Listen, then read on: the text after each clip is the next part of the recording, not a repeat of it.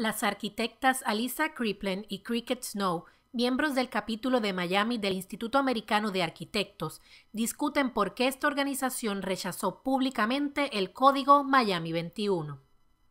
Some of the main reasons why AIA Miami opposes as an organization is, number one, because we think that this process has happened backwards. A zoning code is a legal document, it's law, and it's full of regulations. And what it should be doing, a zoning code should always support the master plan or the vision for the city. And there, to my knowledge, has never been a comprehensive vision or master plan done for the city and how it should be growing in the future.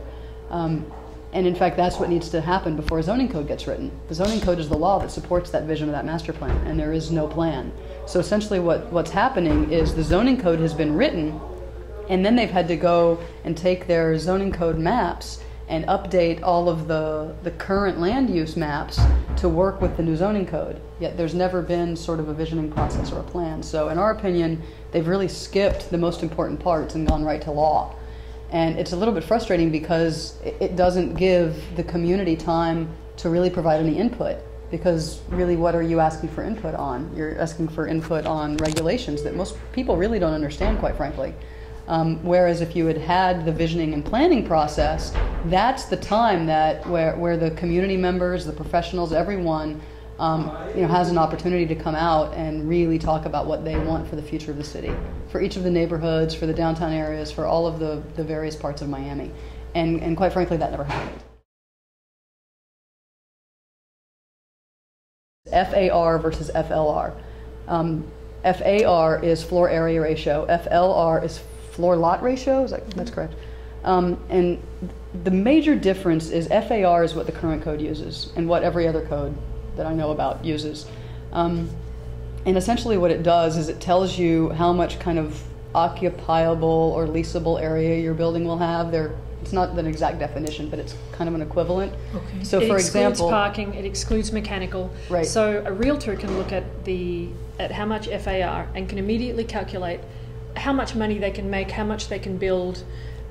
Right. Whereas now with the FLR, that includes parking and it includes all of the accessory spaces, which means that you have no idea what you can actually build until you draw the plan and figure out how much parking you need and balance the parking with the leasable floor plate. So essentially what FLR gives you is an entire volume.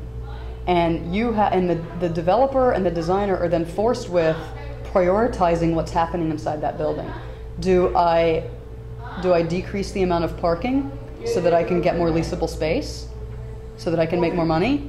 Then my intuition tells me let's have the minimum amount of parking and increase my leasable area. Well, where are the cars going to park now? On the neighborhood streets all the way around, right? Which is one of their goals, is to reduce parking, but they've completely ignored the practicalities. Mm-hmm. And at the last hearing, in fact, a couple of people stood up and said, there doesn't seem to be enough parking in here, and that means that everybody's going to park on my front lawn, right, and in my street, and in my driveway.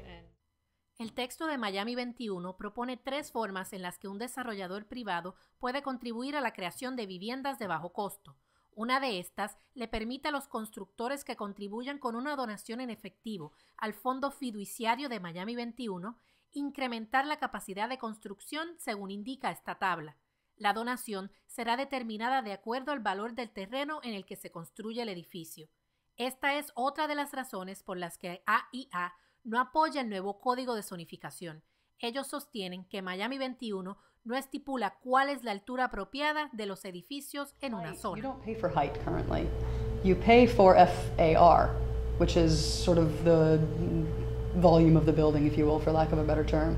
So you pay for the amount of stuff you can put in the building, but you don't pay for height. So what you can do is you can put all of that use into your building, and you can choose to make it a short, squatty building, if you will, or you can choose to make it a slender, tall building, right? Because it's about volume in the existing code. Because you don't pay for height. So the developer and the architect can decide how they want the building to look. But what this code does is it takes that concept and it imposes it on height also. So now the developer is sitting here saying, well, I can build my building up to this height. If I want to build it higher, I have to pay, even if I don't go over my FLR.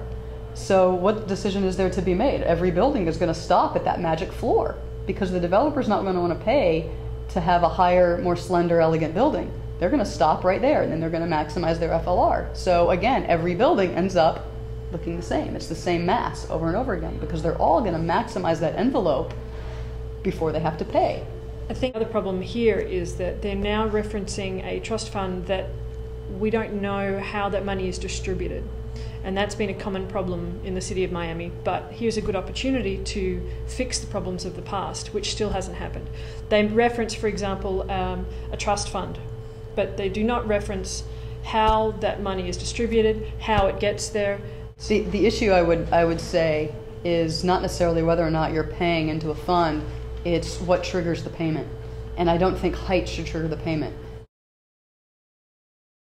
And finally, one of the big points that they made in the code which relates to this issue is that the code was supposed to be predictable. Because right now you can build to any height up to a certain level, and then by FAR they were complaining that you could end up with these large buildings. Well, nothing has changed, because when you look, it may say T612, meaning that the building can only go up to 12 stories, but by the time you buy your benefit, you can go up to 20 stories. So you're in T612, but it goes up to 20 stories. So these numbers make no sense. 8 goes up to 12, 12 goes up to 20, 24 doubles to 48, 36 goes up to 60, 60 is unlimited. If you're willing to pay. If you're willing to pay. So see, that brings the other question into the forefront. When you're writing a zoning code or you're doing a plan, as professionals, there should be some commentary on what is really an appropriate height for an area.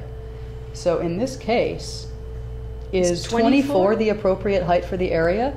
If it is, then why do we even entertain 48 if the developer is willing to pay for it? It's double that. And conversely, if 48 is really appropriate, then why are we making the developer pay for 24 stories? So it just doesn't make any sense. What's really appropriate here?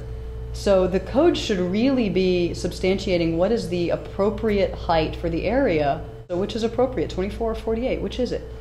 And so that's something that I think is very unpredictable and inconsistent. It's actually more unpredictable than the current code.